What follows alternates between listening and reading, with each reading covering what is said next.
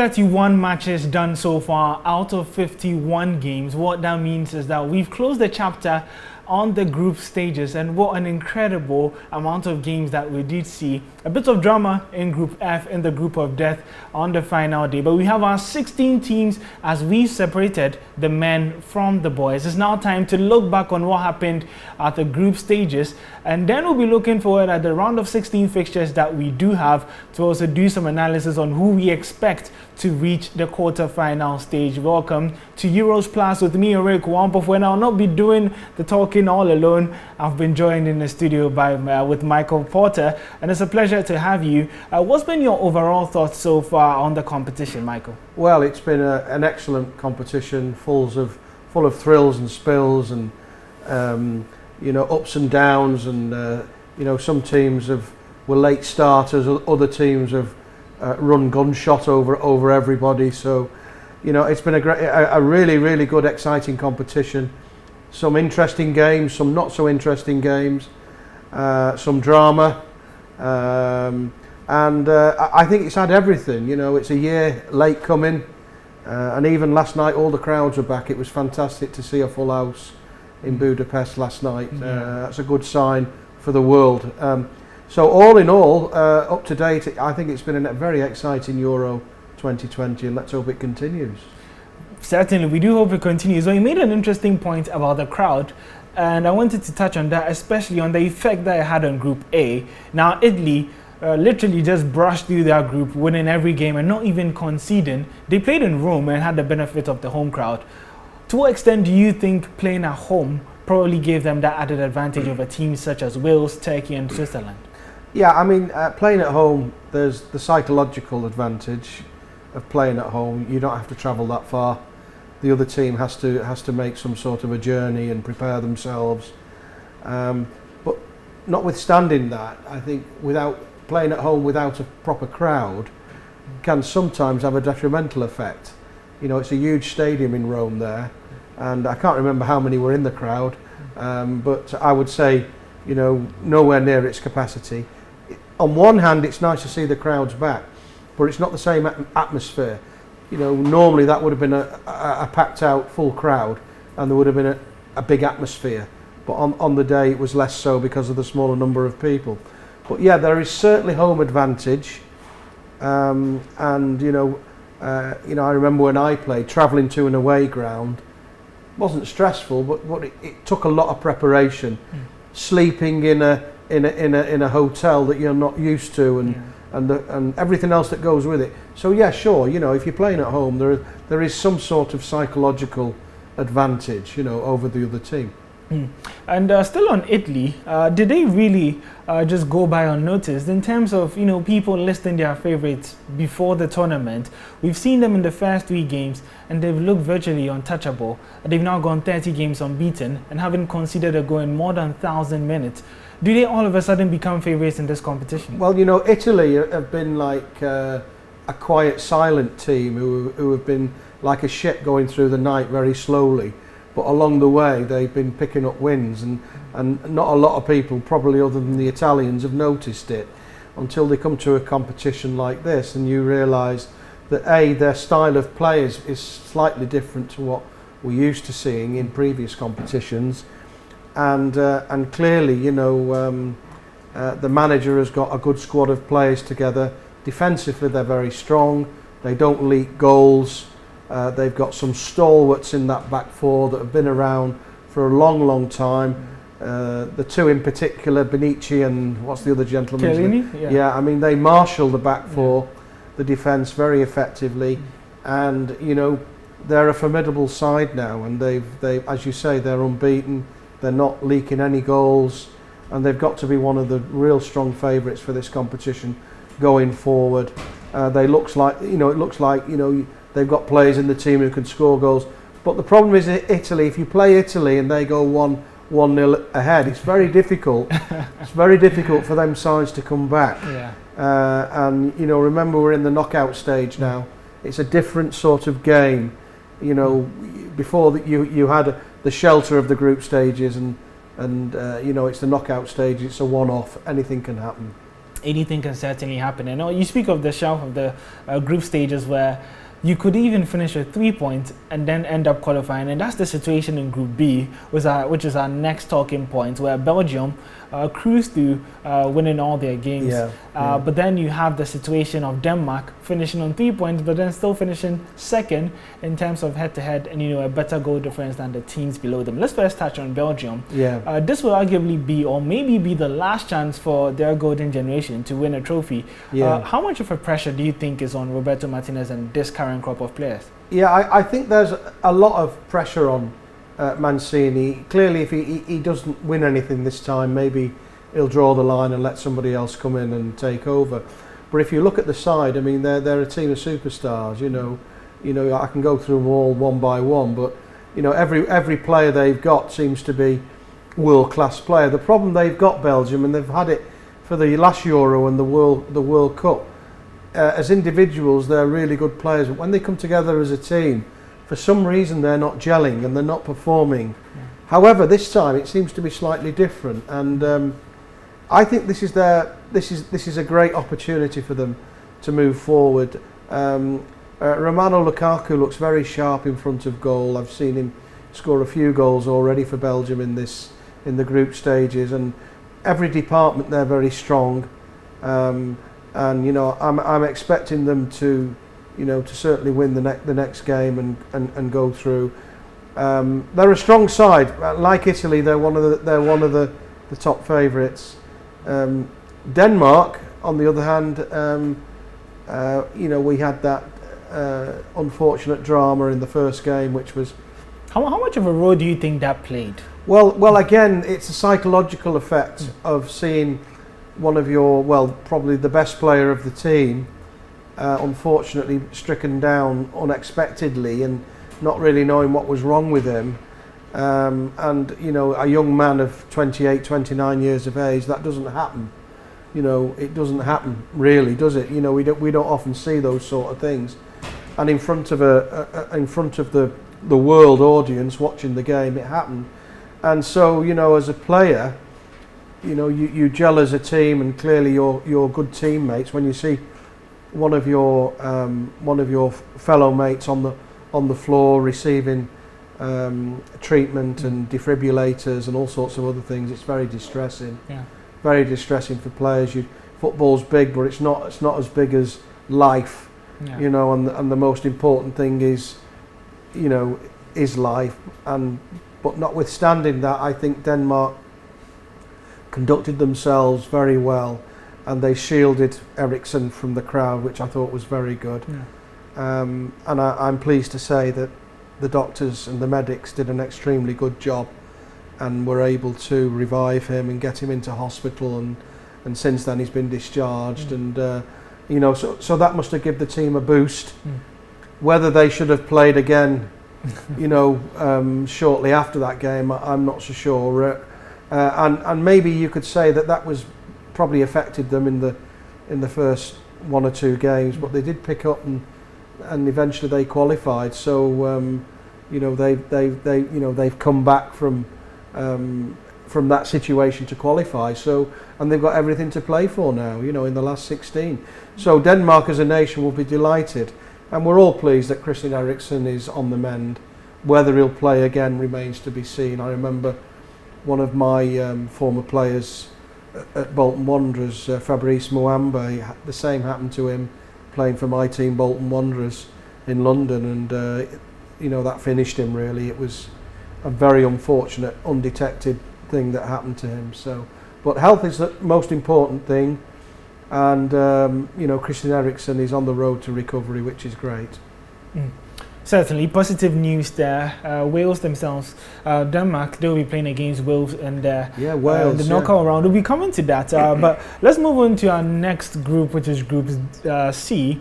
Netherlands, surprisingly or unsurprisingly, it's difficult to really weigh with this Netherlands team because there wasn't a lot of optimism heading into this tournament because a lot of Dutch people felt Frank de Boer hasn't got the tools to be able to manage this team, looking at his managerial record. Yeah. But so far so good.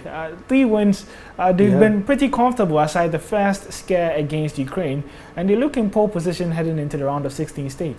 Again, the Orange Man, the Netherlands, I remember, when they used to be in competitions 16, 20 years ago, they were formidable, with Johan Cruyff, Harry Hahn, and all these wonderful players that they had, and they were always there or thereabouts in all the major competitions. But last 10 to 12 years, they've sort of gone into the wilderness to a certain extent. The Netherlands is a relatively small nation, but what they have done is they produce some world-class players. And it's great to see that they're back on track this year. 3 wins out of 3, 9 points. Strong contenders moving into the last 16, and you can't. Who do they play in the next round? Remind me. We'd actually get to that. We're coming on to that. So again with Italy, Belgium, and the Netherlands, if you win 3 out of 3, that makes a statement for the teams, doesn't it? And all these 3 teams have got to be co-favourites, as we move forward, based on current form. That's really huge. And in terms of group dynamics, we did have the England group, which was a bit interesting. We had a twist and a bit of a turn, and England, having to choose whether to finish first or second or go to which side of the draw. There were various conspiracies. In the end, England topped the group, but you must say it wasn't really impressive and as smooth sailing as people would have anticipated. Yeah, again, I know England of old, and I'm not one of these pundits who say England's going to win this, they're going to win that, because we've been let down as a nation so many times. If you look at the team sheet, they all look world beaters. English Premier League or Bundesliga, top players, and we build the team up, put them on a pedestal, and they get shot down in flames. But let's give them a chance. They've made it through. They've won the group, which is great. To be fair, Scotland played very well in that British derby, and they were very unlucky not to win that. Scotland, I thought they really deserved to win that, created more chances. Gareth Southgate as a manager, for me, is a little bit too conservative, not wanting to try some of the informed players, both who play in the EPL and beyond the EPL in Germany. So I'm hoping he's not going to be too frightened to change things around if it's not working out. Harry Kane up front has really been a lone man on his own. And what's the problem with Harry Kane? Yeah, I think, to be honest with you, looking at what the system he's playing, Kane's more effective if he's got a striking partner with him. And I'd be tempted to start with Rashford and Kane as 2 twin strikers. Kane likes to play off players, and he's been like a wildebeest on his own, running around, or he's been running into closed spaces, and he's been a little bit disappointing. But we know he's got goals in him. You just don't become a poor finisher or a poor player overnight. He looks a little bit tired, so whether the season's taken a lot out of him. It's been a long old season.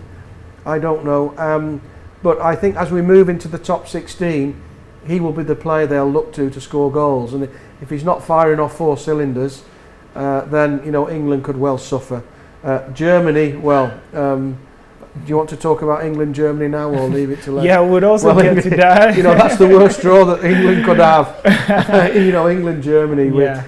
All the English fans will be thinking, I hope it doesn't go to penalties, because history says that if it goes to penalties, there's only going to be one winner, and that's not England. So, Germany have had the better of England over the years in the internationals, but I do remember one fairly recently where England beat them 5-0. That was a one-off about 8 or so years ago.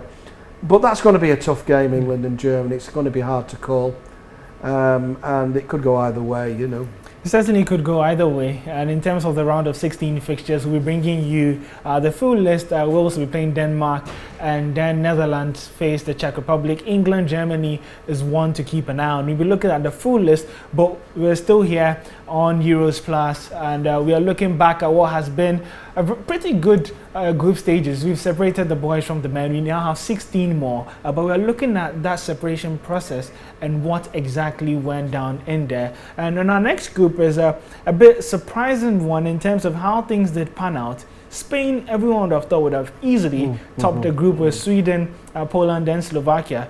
They needed an impressive performance on the final day to be able to actually seal qualification, and they ended up finishing second. Do you think it was it was more of Spain trying to find their identity throughout the tournament, or they're just not good enough? Well, I watched them against Poland. We covered that game here. It was a very good game, and the Poles really pushed Spain towards the end. You know, they came back 1-0 down, and Poland did exceptionally well. Lewandowski scoring that equaliser, which was great for Poland.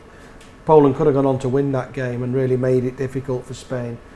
And at the end of that game, I had mixed feelings as whether Spain had the capacity to be able to qualify. Particularly, the main challenge I've got with Spain is who's going to score the goals. You know, they proved me wrong yesterday by scoring 5, albeit 2 were scored by the opposition. But Morata, to me, seems to lack confidence at the moment. We all know he's got goals in him, but in front of goal, it's as though it's, you know, he just becomes unstuck. Missed another penalty again. He put it straight at the goalkeeper, half-hearted shot. It was a piece of cake for the goalkeeper to save that. So you know, as a striker, you know, the longer you go without scoring a goal, the more your mind starts to play games with you. You know. And you start to lose a little bit of confidence. There's mind games and all these sort of things. You start to question yourself, am I good enough on the international stage? And clearly Morata is good enough, but the psychological effect of missing all these opportunities and penalties might affect him during the knockout stages. Does Luis Enrique drop him now? Yeah. I don't think he'll drop him, because who's he going to put in place? The challenge I've got with Spain is, unlike previously, that there's no real out-and-out strikers there. You know, we've got no Real Madrid players playing, and there's goals in them clearly from midfield and forwards. But yesterday, 5-0, you know, that was an impressive victory, which answered the questions. And yes, they've qualified, but they're going to have to go back to the drawing board, because these games are just one-off now, 90 minutes and that's it. So you've not got the shelter of playing 3 games anymore. So we'll have to see how Spain get on. But that 5-0 victory would give them confidence going into the next round, particularly with a clean sheet. It's always great for a side to go into your next game with a clean sheet. Well, that's pretty impressive for, you know, Spain there with that big victory. But let's wrap it up on the group stages, and there's no better way than to do it with the group of death, which had Portugal, France, Germany, and Hungary. It did really live up to the billing of being the group of death, with literally, you know, the group standings changing up until the last minute. And let me just take you through. You know, interestingly, though, at different points in the night, there was a point where Hungary were going out, Germany were going out, Portugal were going out, and things were really tight and moving up and down. In the end, you know, France came out on top, Germany finishing second, and then Portugal finishing third. What were your overall impressions with that group? Well, it was like rock and roll last night, wasn't it? Twists and turns, rock and roll, and we're in, we're out, we're in, we're out. You know, even the Hungarian people watching in Budapest were very vocal until, of course, Germany scored goals. You know, and then they quietened down. But yeah, I mean, last night the Portugal-France game was the final before the final. You know, and you know, if that turns out to be a final, so be it. It will be a wonderful spectacle. And you know, Germany again, slow starters, lose it. You know, not doing very well in the first game, but Germany of old coming back and qualifying. Hungary did exceptionally well going to Munich against all odds, going 1-0 up, and then the Germany scored. But immediately after Germany scored, Hungary scored another one, and I thought, wow, this is fantastic. Budapest, once Hungary got that second one, you could hear the crowd rise to the fact that Hungary got that second goal. And so, yeah, at one point it was, I think it was France and Hungary going through. And then it kept changing and changing until Germany got that equaliser, and unfortunately Hungary couldn't qualify anymore. But yeah, the group of death lived up to its name, the group of death. And it was final death, really, for Hungary last night, wasn't it? But I think they'll go out with their heads held high. You know? Absolutely. I mean, Hungary, I've got to give them a pat on the back for two things. First of all, Budapest, the crowd last night, I could see everyone enjoying themselves, and it seemed to have their freedom back. No one was wearing masks. Everyone was enjoying themselves, and hopefully that sent a message to the world. So, look, you know, we can run things like this, and I know Hungary have been very vigilant in making sure vaccinations have been done throughout their country. But I mean, it's opened up. If Hungary can host that, why can't other countries? Yeah. And I think it's about time now that the stadiums do open up to the public. It was a fantastic atmosphere, and to cap that, they did exceptionally well in Munich as well. On the whole, although Hungary lost, I think it was a great success for the nation last night. I think they did exceptionally well. Okay, so that actually wraps it up in terms of our group stage, review. But before we look ahead to the knockout fixtures and quickly run through that, let's take a look at some of the best goals of the tournament so far. Tonight by Belgium, Meunier forward, one of the goal scorers, and a chance here for the first scorer, and Lukaku makes it 3-0.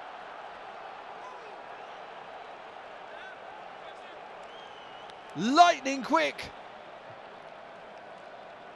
And the two goal scorers combine to finish off a... De Bruyne once more.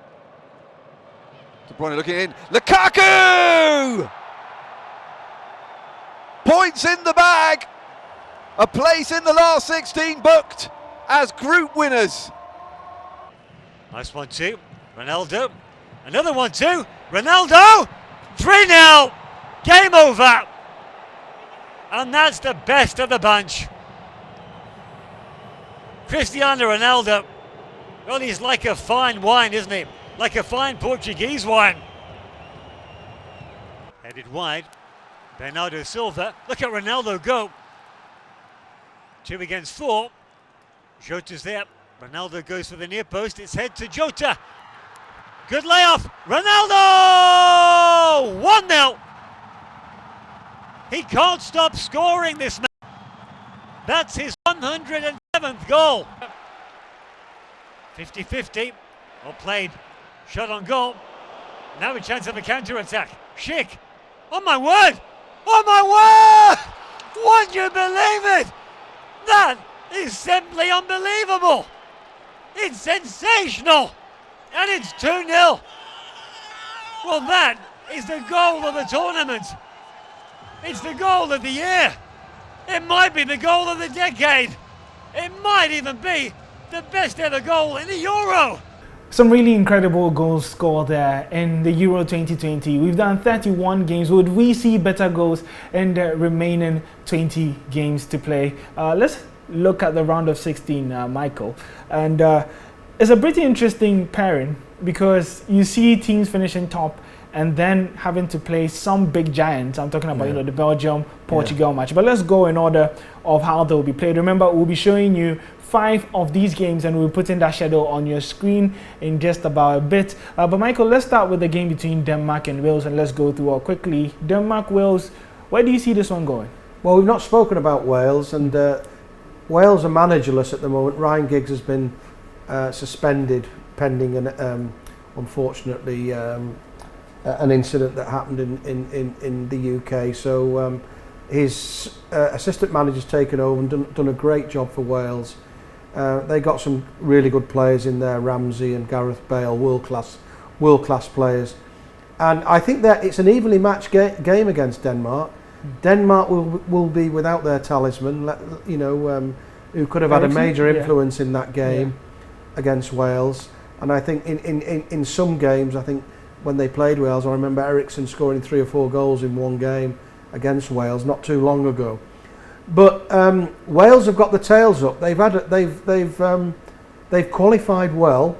They work hard as a team. They've got a good team ethic, and Denmark have as well. They're evenly matched, this team. There's no favourites going into this game. So that could go either way.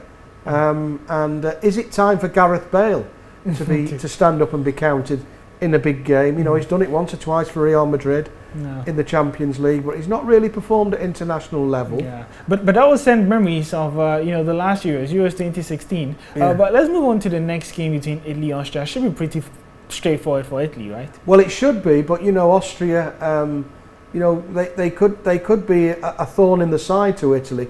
They won't make it easier for Italy, but you've got to look at the statistics and current form going into this competition, and their neighbours as well, Italy and Austria. You know, so on the face of it, you would expect Italy to go through. Okay. Bearing in mind their current form. Okay, and then Netherlands, Czech Republic. Netherlands, Czech Republic again. Czech Republic again can surprise teams. They've got some very good players, but I'm going to go, because Netherlands' form has been quite outstanding. I'm going to go with the Netherlands for that. Yeah. Oh, okay. And the big one, arguably the biggest of all in the round of 16, Belgium, Portugal, Ronaldo versus Lukaku. Who do you see winning this? This is a hard one to give a prediction on, but both teams have got world-class players. Portugal had a tough game against France, and I'm sure that's going to take a bit out of the players. Danilo and one or two others have taken knocks, so they might not be at full strength going into this game. Belgium, they've underperformed. Portugal have overperformed in previous. This is going to be an exciting encounter. Hard to predict. Lukaku, he looks very sharp. Ronaldo could have got a hat-trick last night. It could go either way, I'm not going to predict that one just yet. I'd like to see the team sheets first. Okay, that's a safe one, but our time is almost running out. Let's just quickly run through the remaining fixtures. Croatia, Spain, do you see a winner there? Croatia, Spain, I'm going to go with Croatia, I think, And Spain are lacking confidence. That's a bold one. And France, Switzerland, do you see another upset? France, I think, will have enough power to overpower Switzerland. I just think they've got too many armaments against Switzerland, so I'm going to go for France there. And then Ukraine, Sweden? Ukraine, Sweden, yeah. Pretty balanced, right? It's a bit like the Wales-Denmark game, that. Either side could win it. It's going to be on the day, on the evening. Sweden did well in the group stages. I have a feeling Sweden might just get past. I think Sweden might just get past Ukraine. Okay, and the final one, the best, your team, England. They face Germany. What do you think go through there? Will England finally, go past them? If they do go past them, they're on the good side of the draw and could possibly make the final. I've got doubts about England. They're a young side. They're not really performing that well. They're more individualistic rather than team. And the Germans have got a little bit more experience. I just think the Germans will, on the night, will be too much for England. Now, whether it goes to penalties, I don't know. But, I'd love to see England win, being English myself, but I think Germany will be too much for them on the night. All right, thank you very much, Michael Porter. And that was the first episode of Euros Plus. And we looked back at the group stages of the Euro 2020 so far, and then looked ahead to the knockout round. Remember, we'll be bringing you 5 games in the round of 16 as the multimedia group continues its coverage, exclusive coverage to be more specific, on the Euro 2020. My name is Ore Kwampo, and we'll be back after the round of 16 to look ahead for the quarter-final stage of the competition.